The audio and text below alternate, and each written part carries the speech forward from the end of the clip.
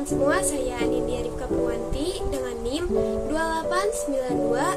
2892150207 dari program studi manajemen akan membawa materi asuransi dari mata kuliah Bank dan Lembaga Keuangan dengan dosen pengampu Bapak Dr. Insinyur Sugeng Prayetno, SEMM. Asuransi merupakan sebuah lembaga yang didirikan atas dasar untuk menstabilkan kondisi bisnis dari berbagai risiko yang mungkin terjadi, dengan harapan pada saat risiko dialihkan ke pihak asuransi, maka perusahaan menjadi lebih fokus dalam menjalankan usaha.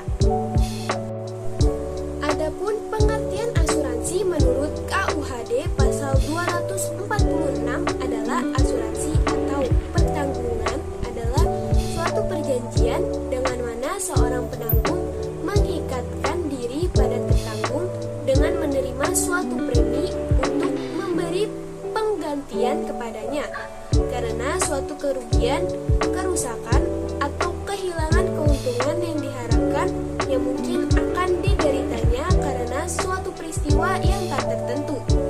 Dari ketentuan pasal 246 KUHD tersebut dapat diketahui bahwa tujuan dari asuransi adalah untuk mencegah atau mengurangi risiko kerugian yang mungkin timbul karena hilang, rusak, atau musnahnya barang-barang yang dipertanggungkan dari suatu kejadian yang tidak pasti. Berdasarkan definisi tersebut, maka dalam asuransi tergandung 4 unsur, yaitu yang pertama, pihak tertanggung yang berjanji untuk membayar uang premi kepada pihak penanggung sekaligus atau secara berangsur-angsur. Yang kedua, pihak penanggung yang berjanji akan membayar sejumlah uang kepada pihak tertanggung sekaligus atau secara berangsur-angsur apabila terjadi sesuatu yang mengandung unsur tak tertentu. Yang ketiga, suatu peristiwa yang tak tertentu. Yang keempat, kepentingan yang mungkin akan mengalami kerugian karena peristiwa yang tak tertentu. Dari berbagai definisi di atas, dapat kita pahami bahwa dalam konsep manajemen risiko pada perusahaan asuransi ada dua pihak, yaitu penanggung dan tertanggung, di mana penanggung adalah sebuah perusahaan asuransi yang bertugas untuk menanggung berapa kerugian yang timbul yang tentu didahului oleh kesepakatan yang dibuat. Dan tertanggung adalah nasabah yang selama ini telah membayar uang premi kepada pihak penanggung secara berangsur-angsur dan disiplin, di mana dengan pengajuan iklan yang dilakukan oleh pihak tertanggung, maka pihak penanggung wajib untuk mengecek atau menilai seberapa besar kerusakan yang timbul atau diderita oleh nasabah yang bersangkutan.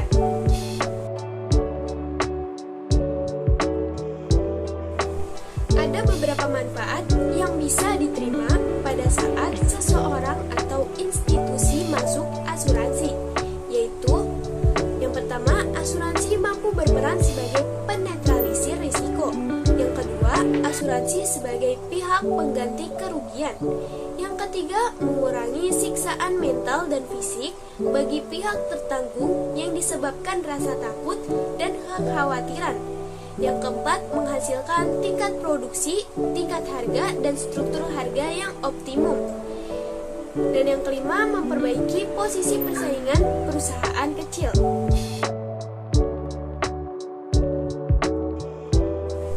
Secara umum, ada dua bentuk transfer risiko yang dilakukan oleh perusahaan atau individu, yaitu yang pertama, mentransfer risiko ke perusahaan asuransi. Dalam konteks ini, perusahaan mendaftarkan dirinya ke perusahaan asuransi. Pendaftaran ke perusahaan asuransi ini dapat dilakukan berbagai bentuk, seperti asuransi pada benda-benda yang dimiliki oleh perusahaan, juga asuransi jiwa dan kesehatan. Menurut Herman Darmawi, jika perusahaan memindahkan risiko kepada perusahaan asuransi, maka perusahaan ini harus membayar premi yang dapat dibagi ke dalam dua bagian. Yang pertama, low allowance, yaitu perkiraan pihak asuransi asuransi tentang kerugian harapan tertanggung. Yang kedua, loading, yang meliputi biaya profit margin dan perkiraan pengeluaran tak terduga. Sedangkan bentuk transfer resiko yang kedua yaitu mentransfer resiko ke perusahaan non-asuransi. Dalam konteks ini, perusahaan akan memindahkan sejumlah resiko yang akan dialaminya ke perusahaan lain. Ini dapat dilakukan seperti perusahaan akan mentransfer sejumlah pekerjaannya kepada pihak lain. Perusahaan memindahkan sejumlah asetnya dari bentuk uang ke bentuk benda seperti tanah atau gudang dengan prediksi memiliki nilai profitable ke depan. Menitipkan sejumlah barang-barang berharga perusahaan ke tempat yang dianggap aman seperti pada safety box di perbankan. Dan yang terakhir, mendiversifikasikan aset. Pada saat seseorang masuk ke sektor asuransi atau mendirikan perusahaan asuransi, maka akan ada menghadapi beberapa bentuk resiko yang bisa terjadi, yaitu yang pertama, permasalahan pada saat klaim asuransi dan terjadi, dan bagi pihak perusahaan asuransi harus menyediakan dana sesuai dengan yang disepakati oleh kedua belah pihak dalam perjanjian, seperti kebakaran, kematian, kecelakaan, dan sebagainya.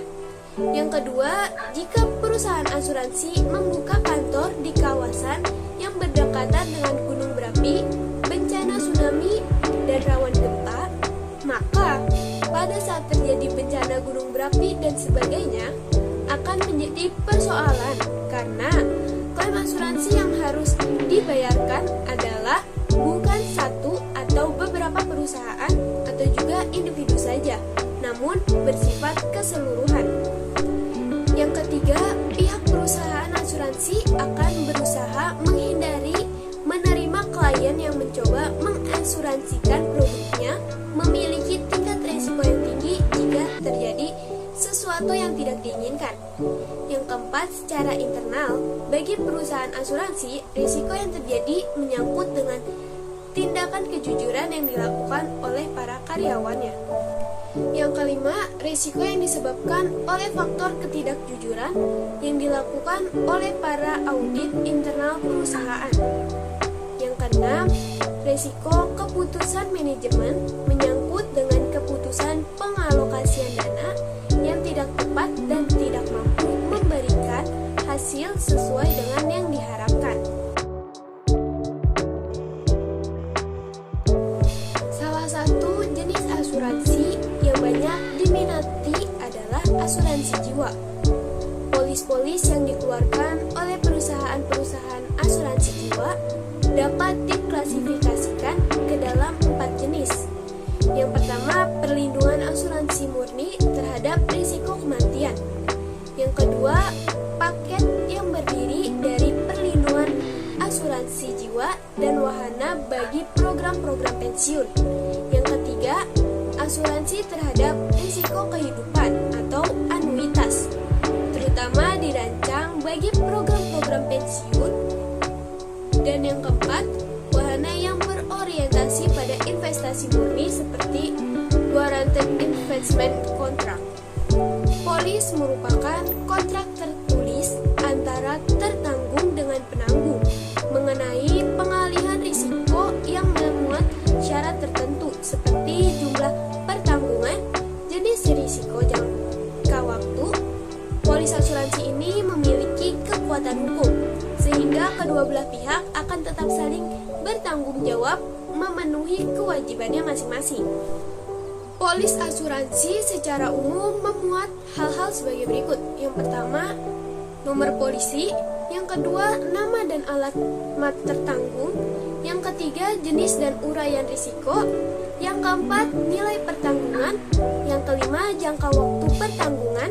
Yang keenam, nilai premi, bea material dan biaya administrasi lainnya. Yang ketujuh, uraian pertanggungan yang dapat diajukan klaim. Yang kedelapan, khusus untuk polis pertanggungan kendaraan bermotor ditambah dengan nomor polisi, nomor rangka atau atau chassis, dan nomor bensin kendaraan.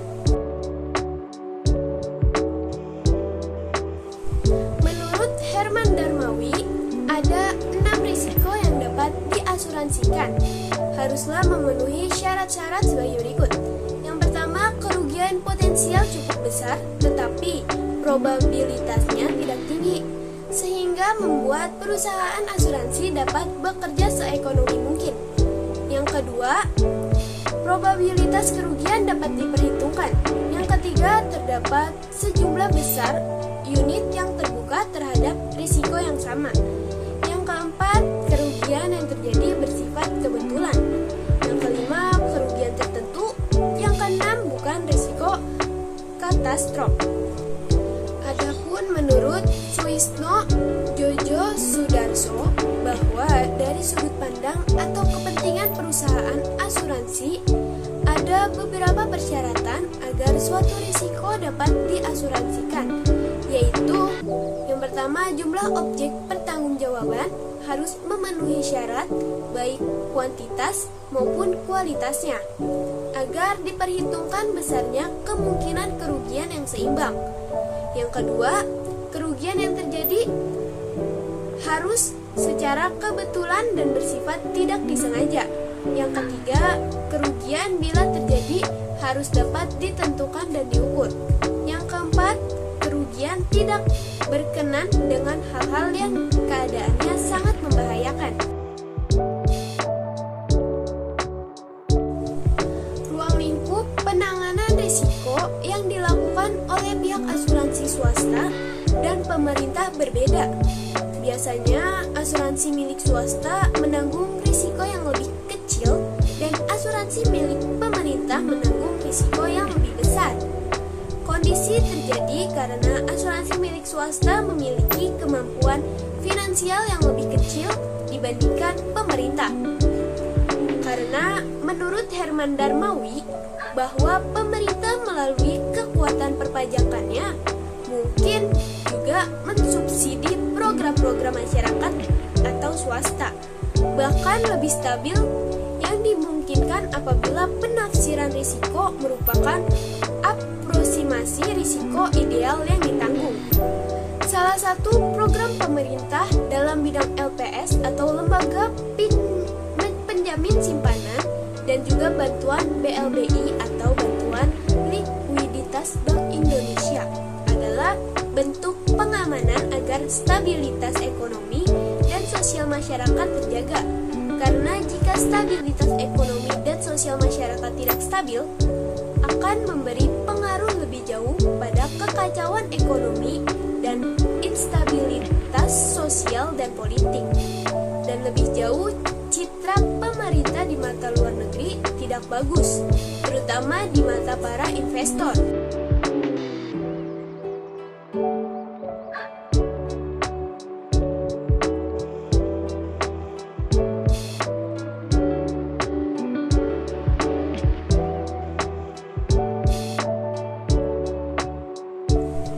Menurut Suisno Jojo Sudarso, ada beberapa kondisi yang memungkinkan berkembangnya usaha asuransi. Kondisi tersebut antara lain, sistem ekonomi masyarakat berbentuk sistem perekonomian bebas. Masyarakatnya sudah sangat maju dan merupakan masyarakat industri. Peraturan perundang-undangan sudah terorganisasi dengan baik, diterapkan secara baik, dan sudah diketahui oleh masyarakat secara luas. Baik, itu saja yang bisa saya sampaikan. Kurang lebihnya mohon dimaafkan apabila ada salah kata. Wabillahi taufiq wal hidayah. Wassalamualaikum warahmatullahi wabarakatuh.